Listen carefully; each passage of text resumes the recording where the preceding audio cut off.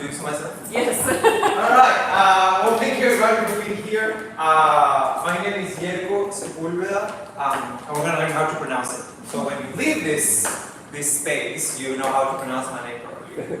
You might already know, but Yerko Sepúlveda. look at that! Well, you've practiced before. Alright, so here we go. Yerko Sepúlveda. Good, excellent. Alright, thank you. So, thank you for being here, and thank you for the DA advisory group and the PGPA alumni board that invited me to this presentation. It's a conversation, it's not a report, so let me just warn you that you're not going to be getting numbers at all. If you want numbers, you can email me, you can email the boss, we can provide numbers, but it's more about, let's talk about what has happened over the last few years. So the title of the presentation is Beyond Diversity, and we're going to define that, continuing the equity, inclusion, and belonging conversation with PG alumni. So this is what we're going to cover today. I'm going to do a quick introduction, then we're going to do a recap of whatever you both presented in 2022 or 21. I have the date. And then we're going to continue the conversation about where PG is now and where we're heading. So you don't have to read all of that, but I'm very thankful for being here. I've been doing this for a long time now. This is my 19th year in education, and I have taught from kindergarten all the way to graduate school. Different settings. Most of my career though has been in the independent school world, independent school setting, rather than the public school, although I did a little bit of public school. I have 5 degrees, so that's a lot. I'm a nerd, I love to study, so English, education, diversity, applied linguistics, and then my PhD is in interculturalism, intercultural competence, etc. So I also work for the Harvard Graduate School of Education. Since 2018, I work for them as an instructional coach, so I work with teams of teachers around the world. I'm up to 25 countries now, with different teams. So that's been fantastic. I also participate in a couple of institutes of the National Association of Independent Schools as a faculty member, and I am a mentor in the Association of International Locations and Leaders of Color, preparing other leaders of color who want to be administrators. That picture is from February. That's with Bishop Ruth Woodley Stanley. She is the Bishop of the Episcopal Church here in South Carolina.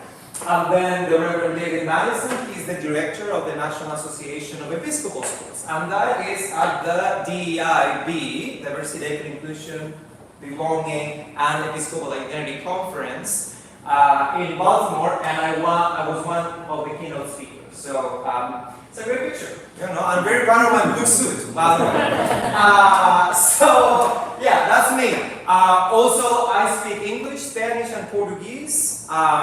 Spanish is my social language. English is my dominant academic language. So I'm very proud to say that I write better than most monolingual English speakers, right?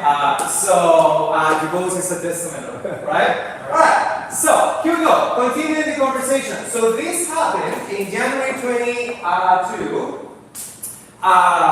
You both did a presentation and you want a copy of it. I'm sure he might be happy to share it with all of you. But he did a presentation about the state of the art regarding everything that has happened, you know, over the years until then. And he covered the different DI groups that, you know, the school has, from the board level all the way to alumni, and he also made reference to the DI advisory group in that particular moment. He also shared the official diversity statement that the board approved. He also shared the DI philosophy for curriculum and programming that the board approved. If you want copies of that, all of that is available on the landing page in the CV section of our website. He also shared some updates on the climate and culture survey. It's funny because he also shared that they were looking for me in that particular presentation. So now it's like, hey, here I am, right? So he also shared all of that, some of the training that faculty and staff have pursued, some of the improvements and the state of the art regarding the student and teacher diversity at the school, as well as financial aid. He also introduced a fellows program that we are very excited to share, that we're about to graduate the first fellow who next year will become a homeroom teacher in the lower school. So super proud of Kara. And also he made reference to some of the work that the external organizations that we work with have made in terms of diversity, equity, and inclusion work. So all of that happened is a very nice presentation, and we have copies of that if you would like to have one of those. So that's what we got. So now, let's continue the conversation, right? So beyond diversity, this is unfortunately, it's funny because it shouldn't be, but unfortunately, it's a politicized word nowadays, right? So people will interpret this in different ways, as well as equity, as well as inclusion, as well as belonging, as well as justice, etc., etc., etc., right? There's a reason for it. It's not just political, it also has to do with the epistemologies, which is the ways of understanding that inform diversity, equity, and inclusion work, right? So it would be naive to say that, it would be naive for a school to say, no, we do DEI, but we don't do feminism, we don't do critical theory, we don't do queer theory. Because in reality, the field of diversity, equity, and inclusion is informed by several of those epistemologies, right? And a lot of people, a lot of DEI practitioners, a lot of heads of school, a lot of schools are not aware of some of the philosophies that are informing the work, right? That's why I always say it's very important that the person leading the work is well informed, so they know how whatever epistemology or philosophy they are using is actually connected to the school values and the school identity, right? So, what we did with the board, as soon as I came in, I said we need to define our words. We need to define what Porter-Gaud means by diversity, equity, inclusion, justice, belonging, social justice, etc. Why? Because when people misinterpret or have their own interpretation of the words, then we can say, we hear you, but this is what Porter-Gaud means by this. And this is the definition that informs all of the stakeholders' work that we do, right? At the alumni level, as well as the teaching and learning, the board level, etc., right? So if you look at that definition, it was adopted from the National Association of Episcopal Schools, then it was board approved in 2023. So it took about a semester of work, because I came in 2022, to actually get those first definitions approved. But there you see what we mean, right? So the intentional development of school communities where people of different backgrounds, identities, and points of view come together as a body, right? And that particular word body is very important because of our Episcopal identity, right? We believe in this idea of we are all part of one body, right? Which is our school community. And also we identify diversity as a strength, right? So diversity is a fact. It's not something that we get to fight about, right? Like everyone brings diversity to the table, right? And I take a lot of offense, I'm going to be honest with you, when people refer to me or people of color as the diverse people, right? They said, we need more diversity in the community. And I'm like, what do you mean? What do you mean by that? The school is already diverse. If the school were 100% white, the school is already diverse. So what do you mean by that, right? So let's start by saying that it's a fact. We are not the diverse ones. You are also diverse, right? And your identity is informed by all of your lived experiences and the different socialization processes you went through, right? Sometimes, I was just talking to the boss about this morning. Sometimes I walk in a space and I immediately feel my racial identity activated, right? Like I feel Hispanic in this particular moment, right? This morning somebody asked me for a song in Spanish, you know, and then it started playing, and then my hips started to move because that's part of my culture, right? That we move our hips in the Hispanic culture, right? So that my racial identity and then my cultural background came into place, right? But tomorrow morning, when I'm cheering on my daughter in the gymnastics competition, it's not going to be my racial identity that's going to be activated. It's going to be my family identity, my parent identity, right? And then, as you move throughout the day, and just think about that for a minute, as you move throughout the day, different parts of your identity get activated. Sometimes it's your gender, sometimes it's your religion, sometimes it's your family structure, sometimes it's your racial identity. Some of them are more prominent than others, right? But it is a fact, we are a diverse group. Now, could we do better in certain aspects of the different identity markers? Yes. We still have only a 13.1% of kids of color at the school. Can we do better regarding our racial diversity? 100%, right? We are a school that has a 77% of Christian families from different denominations, but there's an overrepresentation of Christianity versus an underrepresentation of non-Christians, right? So, you see what I'm talking about? So, depending on the identity marker, that's going to vary. So, it is a fact, right? So then, what about equity, inclusion, and belonging? If I ask you right now to define those words, probably all of you would have a different definition, or maybe a shared understanding of some of those. But here we go. What is equity? This is our definition. This is the Porter-Gaud definition, right? So take a moment just to read it.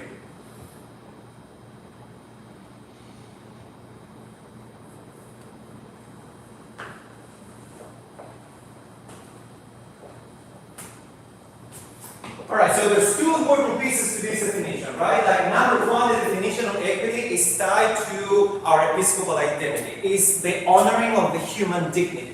Right? Like everyone deserves respect. However, we made a choice a few years ago, right? Somebody could argue that Dr. Porter made a choice when he started the school, right? But that was at a time when, DEI was not a thing, right? Was not a thing, right? So we could say the school has always done this, right? But if you want to get like specific with the field, yeah, we could say that a few years ago. But we made the choice of intentionally seeking to identify barriers to creating a more equitable community, right? So the question is, well, what are the inequitable experiences that we have and how can we solve them, right? And we have an equity fund that, Lisa can tell you more about for people who actually want to donate specifically to providing those equitable experiences. So then, that moves us to inclusion. So we say diversity is a fact, equity is a choice, and then inclusion is it's an action, right? Take a moment to read our definition.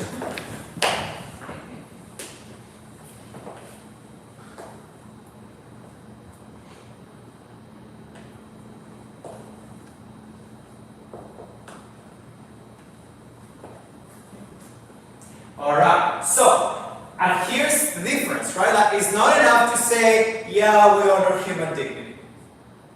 Right? Like, yes, that's beautiful, we believe it. It's part of our mission. It's, like literally part of our mission.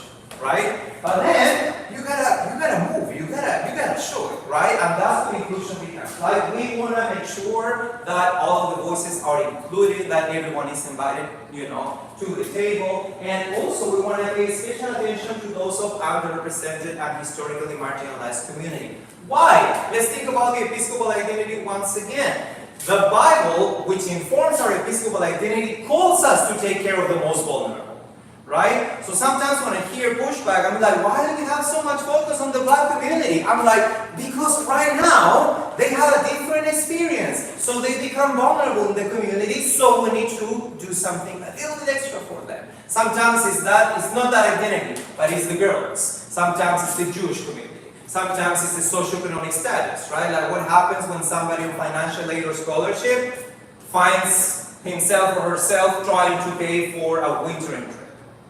Right, etc., etc., etc. So we go back to this idea of let's pay attention to all of the identity markers, how that shapes the equitable experiences, and what can we do to make sure that we have actions in place to include them. So we said, I'm a teacher if you didn't know. So we said number one, diversity is a fact, equity is a choice, inclusion is an action. What about belonging? Yes! So belonging is an outcome. Belonging is not something we do. It's not a program. Right? Like, I'm the director of belonging. Yes. So I'm the director of the outcome. Right? So that's our definition. This definition we did not adapt from NAS because they don't offer it. So Father Kennedy, if you haven't met him, he's our head chaplain. Father Kennedy and I wrote it. Right? Informed by different theoretical approaches. But belonging is an outcome. I love this part. I love it's intentional. It means different things to different people. And implies the feeling of security, support, and acceptance as a beloved member of the community. For some people, feeling safe is what makes them feel they belong. For some other people, it's feeling lost. Sometimes they just feel lost here. And it's not just, and here's where we need to, challenge our biases. It's not just that those with underrepresented identities feel that they don't belong here. I have worked with so many kids who have characteristics of the majority. They're Christian, they're white, they pay full tuition. However, sometimes some of those kids only find love here because they're not finding it at home. Right? So for those kids, it's the feeling accepted or feeling that they belong. Right?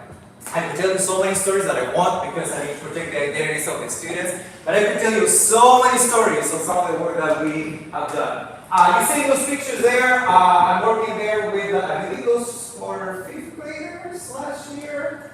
And then Ms. Berg is working with, that must be 2nd grade, I think. Alright, so let's review. Number 1, diversity is fact, equity is choice, inclusion is an action. Oh, come on, people. Alright. And then belonging is Alright, good. So, if somebody asks, so what is this DI work that Porter-Gaud is doing? I'm like, let me show you the website. Here are the definitions, and this is what Porter-Gaud means by that, right? And there's other documents on the website. Alright, so now we move to the last part. This is belongingness. Where is PG now, and where are we headed?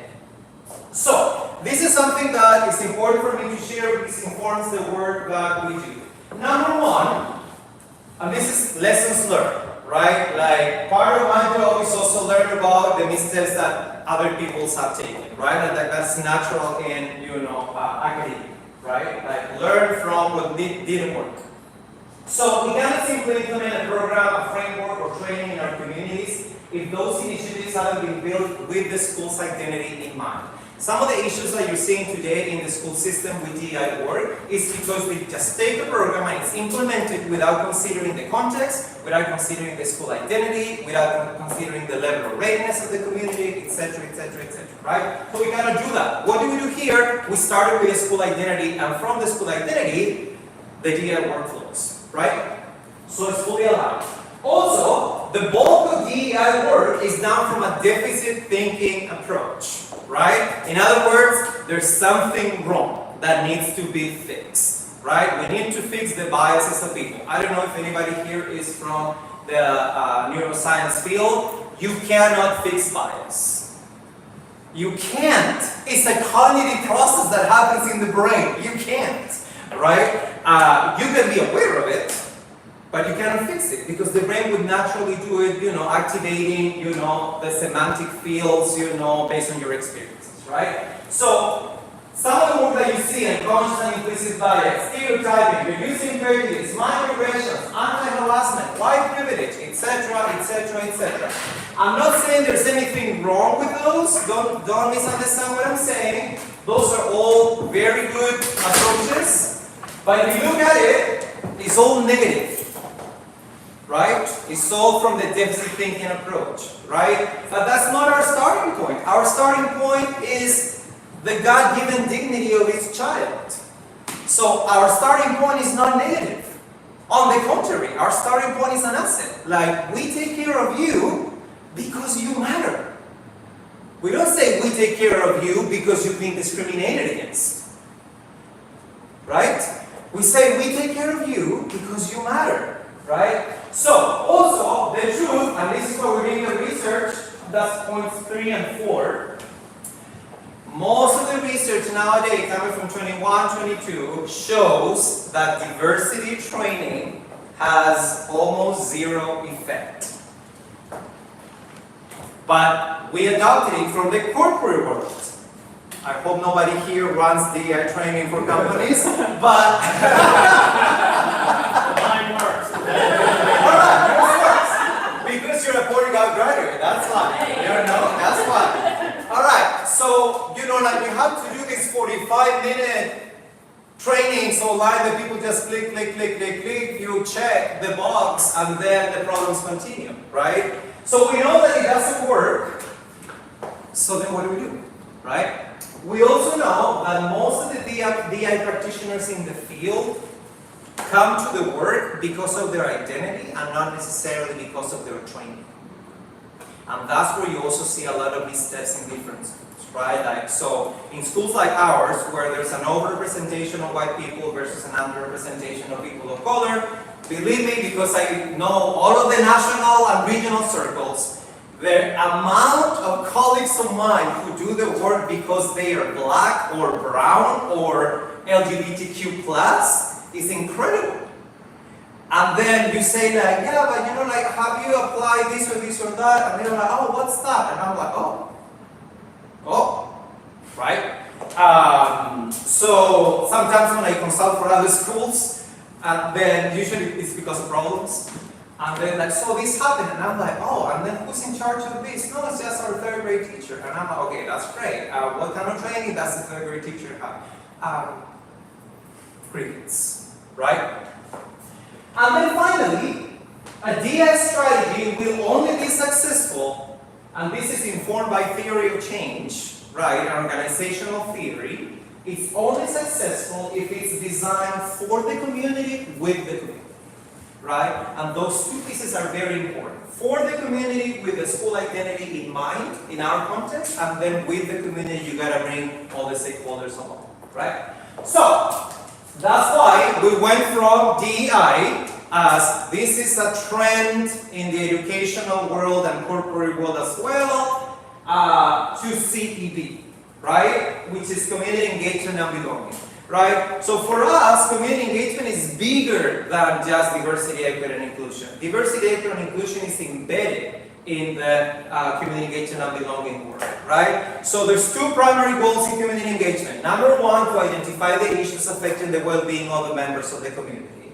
Like, what are those issues and what do we do to help those people have an equitable experience at the school? And then number two, celebrate the joy of coming together, right? In other faith-based schools, there's a lot of celebration, not a lot of identifying the issues.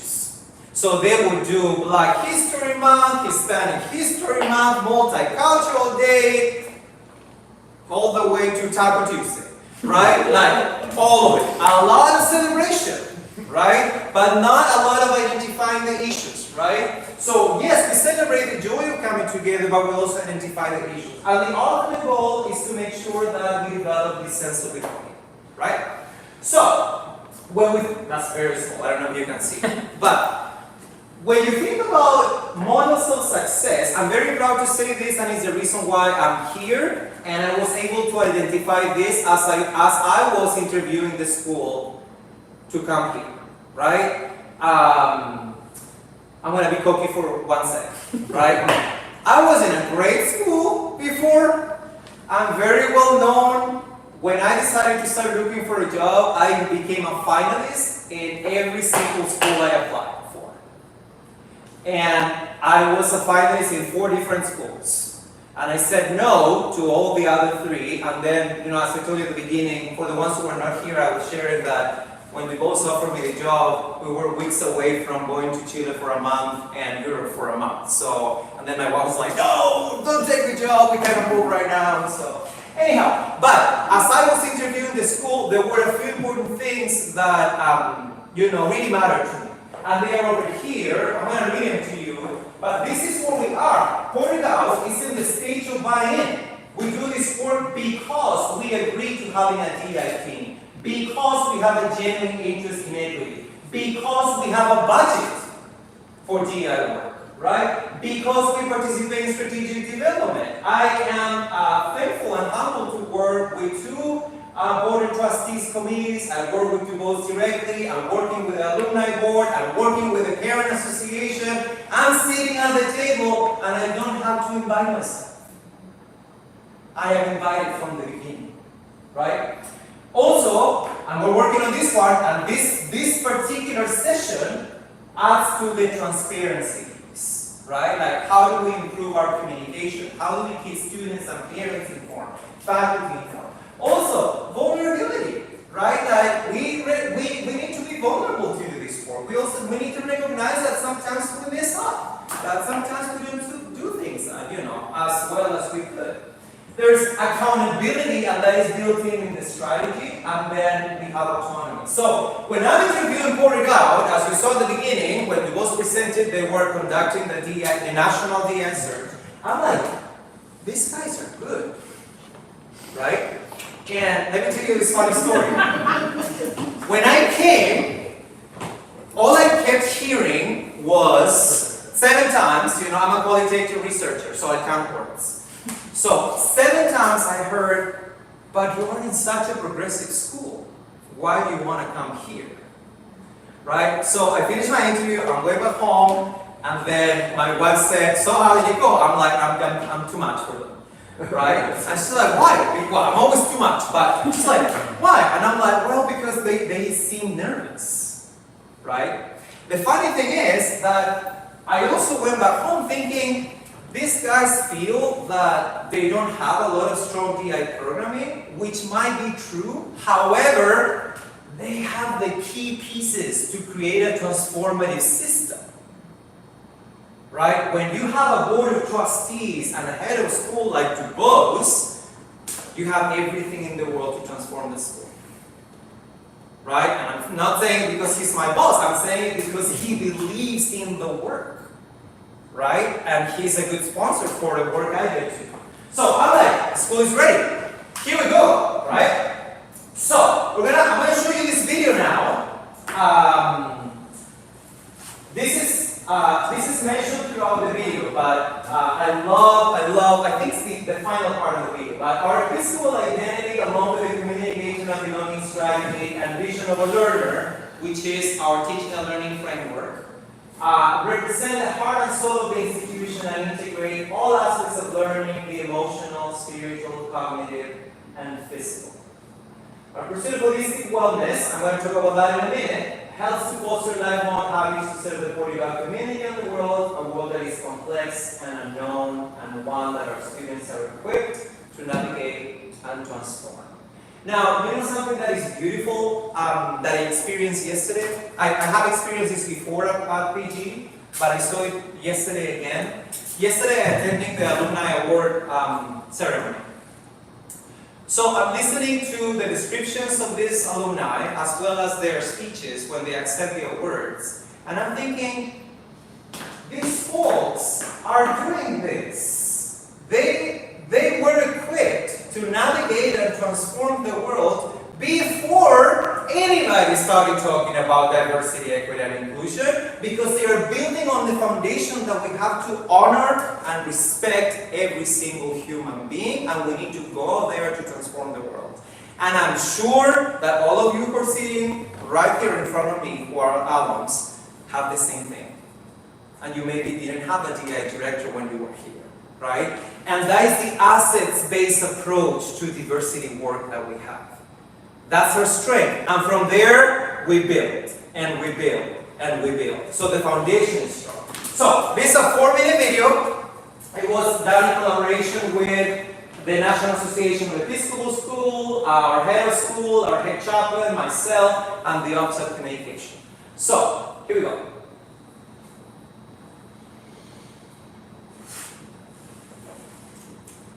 And of course it's not going to work because that's weird.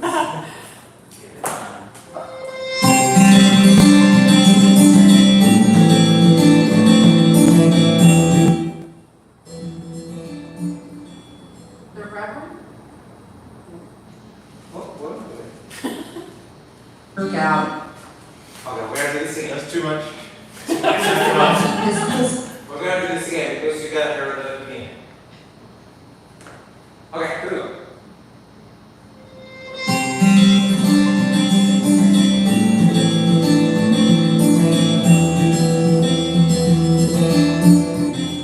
The Reverend Dr. Anthony Toomer Porter founded Porter-Gaud as an Episcopal school in 1867 to educate Charleston's impoverished and unschooled children after the Civil War.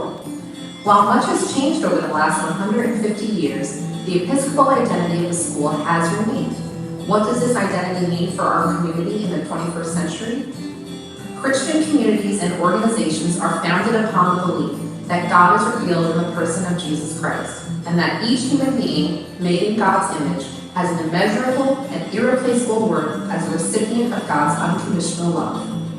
For example, Christian hospitals and charities seek to be hands and feet of Christ, offering God's love to the suffering, the vulnerable, and those in need. Christian churches minister to their local communities and the world, extending grace to all people, seeking to make disciples, and pursuing justice and mercy. The primary role of a Christian school is to educate children. Some Christian schools are direct extensions of local churches. Some schools choose to partner only with Christian families. Some are ministries of a diocese or a particular denomination. Some, like Porter-Gaud, are fully independent. As an Episcopal school, we are a Christian community that values diversity and intentionally seeks to serve and educate people of all faiths and backgrounds. In alignment with the National Association of Episcopal Schools, our Episcopal identity is expressed through worship services, community life, religious formation, and social justice. Porter-Gaud's mission is to inspire lives of purpose, learning, and service through cultivating each student's God-given potential. Our commitment to this mission shapes our school culture.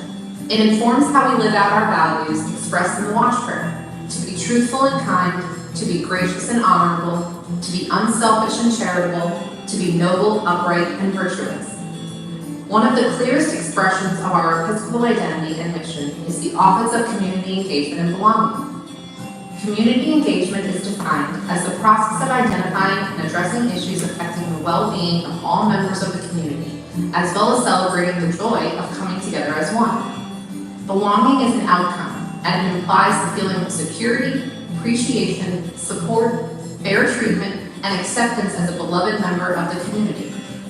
In alignment with the school's mission, vision, values, and strategic plan, the Board of Trustees has approved and adopted CEB terminology, a diversity, equity, and inclusion statement, and a DEI philosophy for curriculum and programming. Overall, the office seeks to develop attitudes, skills, and knowledge outlined in the CEB competencies for grades 1 through 12, which have 4 domains: embracing identity, valuing diversity, striving for fairness, equity, and justice, and moving to action.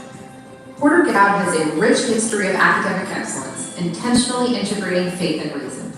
We nurture an environment where our students are discerning thinkers, engaged learners, globally oriented citizens, empathetic collaborators, thoughtful communicators, ethical decision makers, resilient individuals, and flexible problem solvers. Our Episcopal identity, along with the community engagement and belonging strategy and vision of a learner, represent the heart and soul of the institution and integrate all aspects of learning: the emotional, spiritual, cognitive, and physical. Our pursuit of holistic wellness helps to foster lifelong habits to serve the Porter-Gaud community and the world. A world that is complex and unknown, and one that our students are equipped to navigate and transform.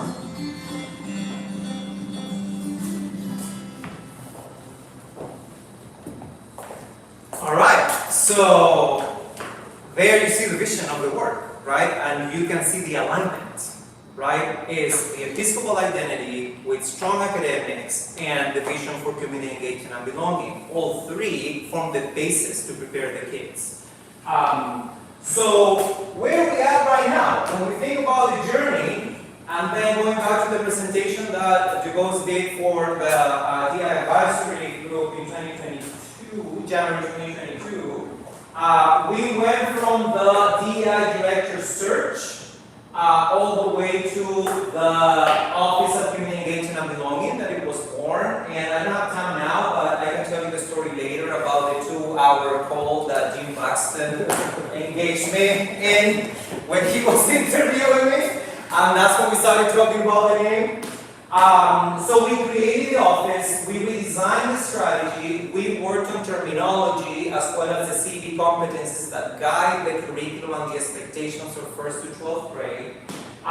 We also redefined wellness and have done a lot of instructional coaching. This year, we have continued the professional learning that is embedded in the meeting times of the faculty and staff. So it's not something separate or something they do at the beginning of the year. Each division works with me 4 times a year on specific courses on identity consciousness. Also, we're implementing the CEB competencies, we're designing new procedures, policies, etc.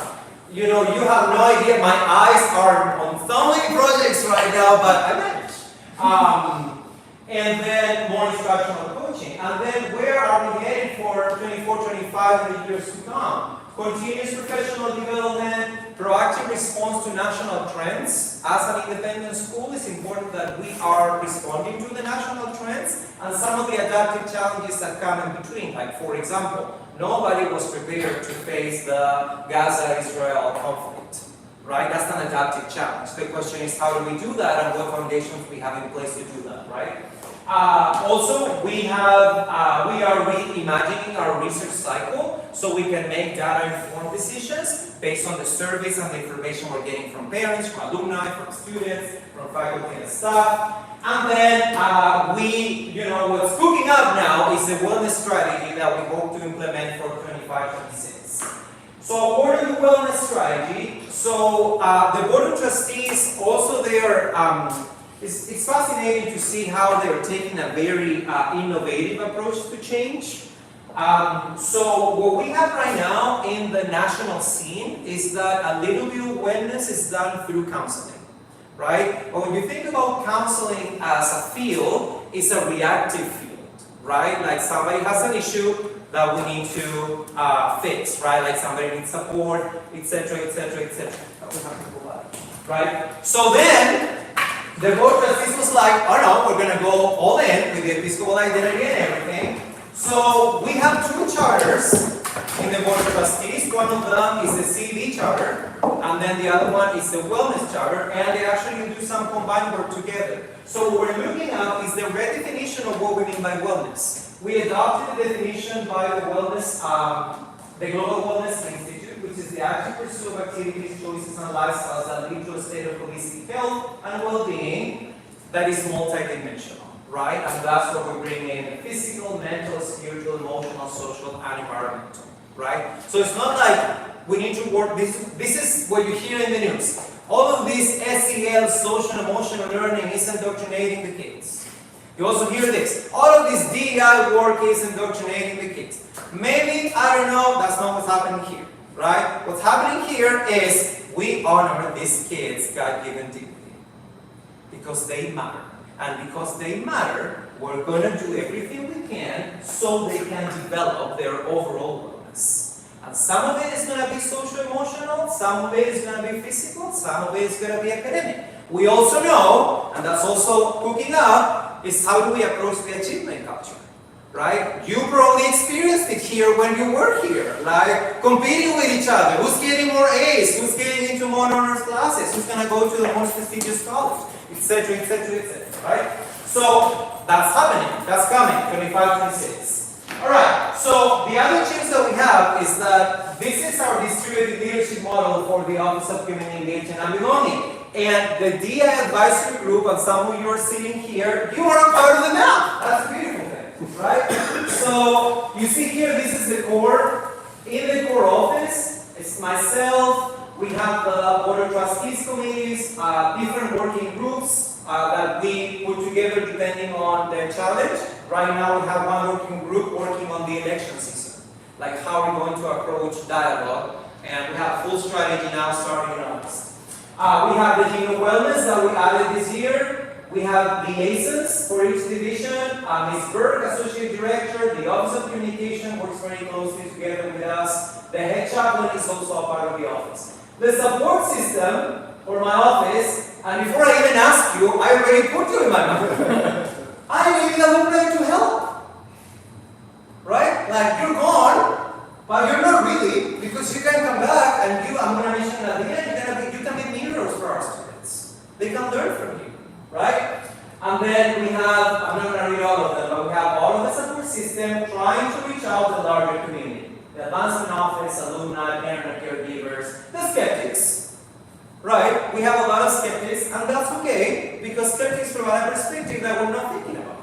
Right? So we need to learn about the skepticism so we can, collaborate. Right? Then faculty, staff, students, and the admissions office. So, this is what I was telling you about. What we have, and in parentheses, this makes me very proud, because in a period of 2 years, guess what? all of the other Episcopal schools around the country are talking about the Porter-Gaud approach. And we get calls from other schools, they want to come visit, they're calling to vote, we've done webinars, I was the keynote speaker for the national conference, so they just want to learn, and we're not really doing anything that special other than this. We have the civic work with the Episcopal identity and the academics aligned, and that provides the foundation for a world that is complex and unknown. We don't know what kind of jobs our first graders will have when they graduate, right? But we need to prepare them for that, right? So, we take on an ambidextrous approach. For those of you who may know a little bit of organizational theory, you're going to be like, oh yeah, I know what that is. So, we're basically taking care of the core work, like we execute the strategy every day, but we're also working on the innovation. What are those new pieces that need to be developed to face this challenge?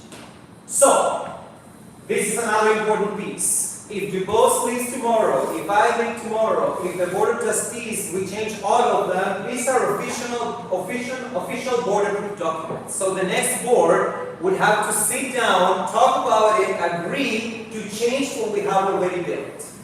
So it's not depending on me being here as the DI director, it's depending on the identity of the school, the culture that we have created. So we created all those pieces that are board approved, all available on the website. And then we also created the CV competencies, right? So this is what we do in the classroom from 1st to 12th grade. We use it for lesson design, for project design, for direct instruction regarding diversity, equity, and inclusion. If I have a first grade teacher who wants to do activism in first grade, I'm going to say, first of all, you got to read the CV competence. For first grade, you're going to see that activism is not one of them. Number two, let's talk about theory. Those brains are not developed to understand activism. Right? So, yeah, that's what I'm going to say about that. So, those are the 4 sections that we have. And then, here's an example. So, if you were to have a first grader today, the moving to action domain says, I care about those who are treated unfairly. I can and will do something when I see unfairness. And I care about those who are treated unfairly. Oh, that's second one. Right? So they are developmentally appropriate and they have infused the Episcopal identity into them as well as the vision of a learner. Right? This is also a hot product that maybe we need to start selling because people are asking too much.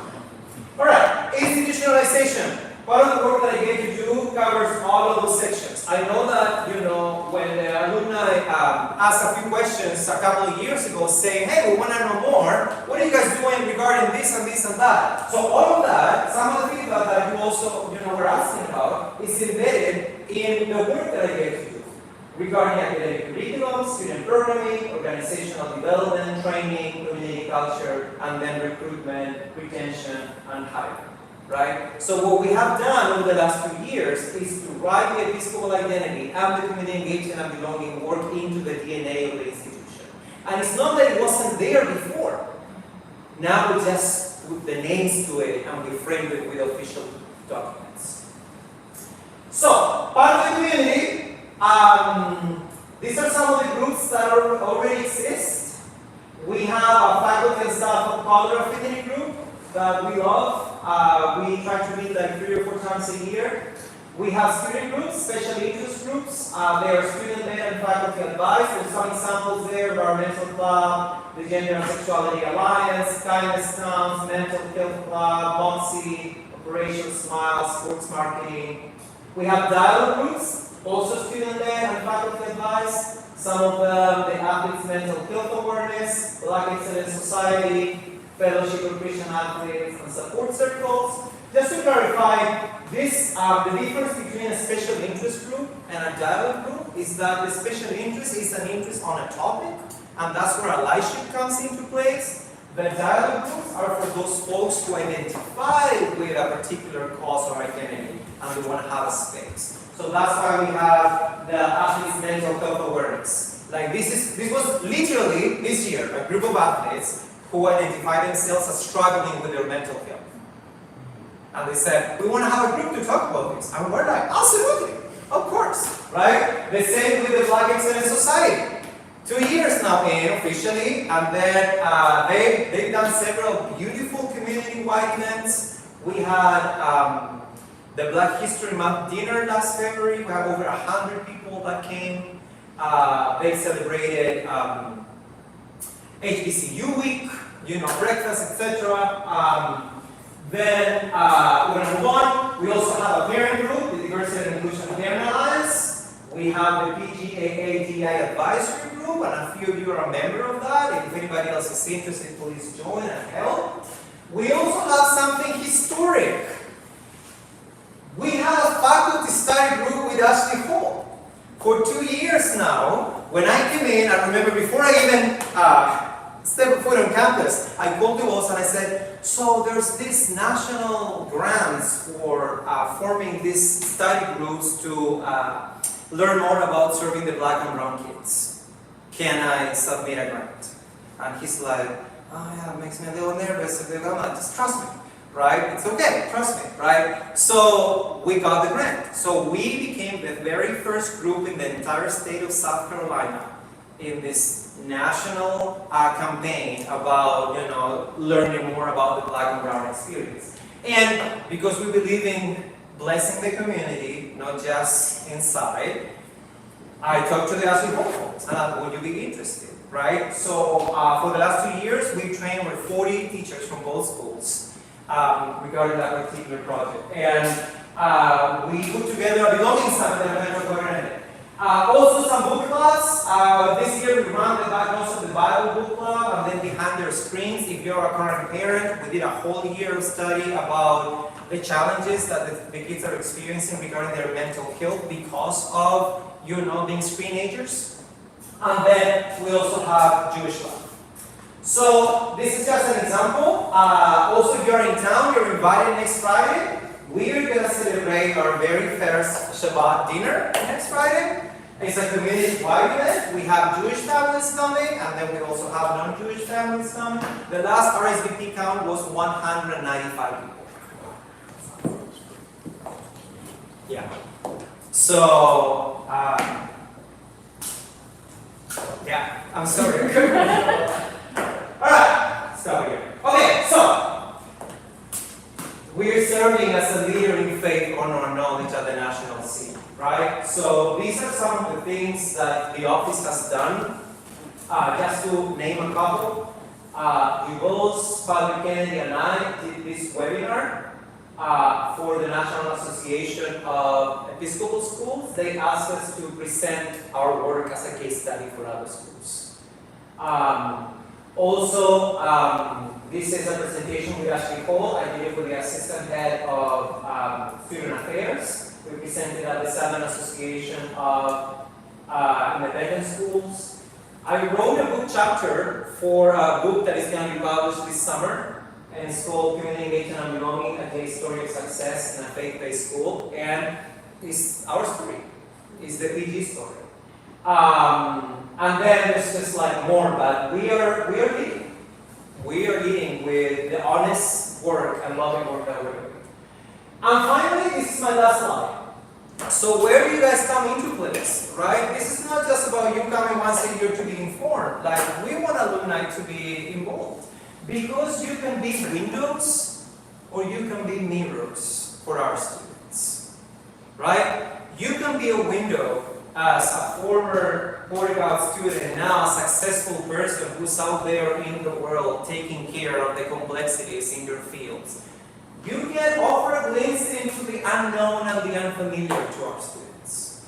But you can also be a mirror, right? Your own identities as a strong, career woman, as a strong Black leader, as a strong LGBTQ plus, a lawyer or whatever, right? Like, you could be a mirror to so many of our students, and that's what we need your involvement, right? Our students need to see you because you can bring so much to them as they're looking at what's going to happen with us when we leave Porter-Gaud, right?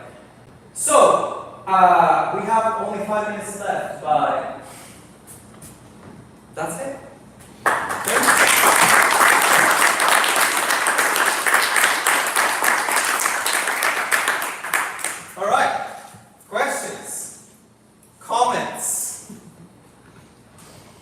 great. I'm just super impressed. It's great in so many regards. I know that's probably not the depth of the question or comment, but still, there's just a tremendous wealth of information, and I think the school's so lucky to have you and be supportive of the programming. It's awesome. Thank you. I think it's brilliant also. I very much appreciate all the work you're doing. I think it's especially brilliant to tie all of this work to Episcopal identity, really to Christian identity, right? It's more broad than that. And I wish all the Christians in the country could adopt a perspective of what that really calls on communities and individuals who say they have that identity to do and to be. But it's awesome to have an educational institution that claims that identity and says, here's what that means. Here's why it's profound. So thank you for making that so clear. Thank you. I mean, I do like the groups that you did break out. I know when I was here, I think it was just called a diversity club that we have, but now I see so many different things. I might have started that one. So, I mean, to see the different groups that you have, which even blew me away with the athletic group that you had, that was very impressive to see that and how you were involved with just, from first grade all the way to 12th is really good. So I do appreciate all the work that you have done so far here. And hopefully next year, next Alumni Weekend, we're going to be able to launch this one, the Black Alumni Network. So we're in that work right now. We have identified a few leaders. We're working with a consultant. So hopefully we're going to have that space next Alumni Weekend next year. So, and other spaces, So, any other comment, question? So I would say kudos to this gentleman right here and to you.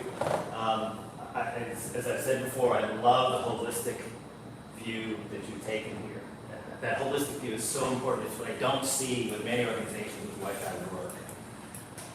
And particularly, Forbes identified 4 key reasons why DEI efforts fail. And you've covered all 4 of them. One is leadership.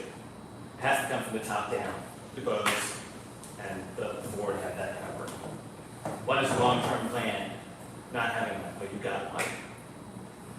One is having budget behind it. That's that commitment to long-term success. And finally, the community buy-in. That it goes nowhere without community buy-in, and you've got that too. So you've got those 4 nailed down that experts have said, and not just me, but experts have said you need for a successful long-term effort. And I also really love the fact, and this is what I'm seeing with other organizations, schools that I'm working with, it's not a focus on diversity, it's a focus on belonging. And understanding what the characteristics of belonging are, and that they are different for each individual. That dignity of every human being is that critical center point, which I'm so pleased that you're focusing on. So thank you for all this great work, both of you, and all board advisors and everybody.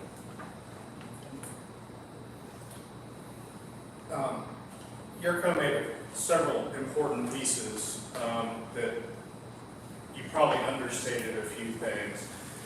That trust and that willingness to engage and respect the dignity of every human being, that really plays into some of our work with skeptics.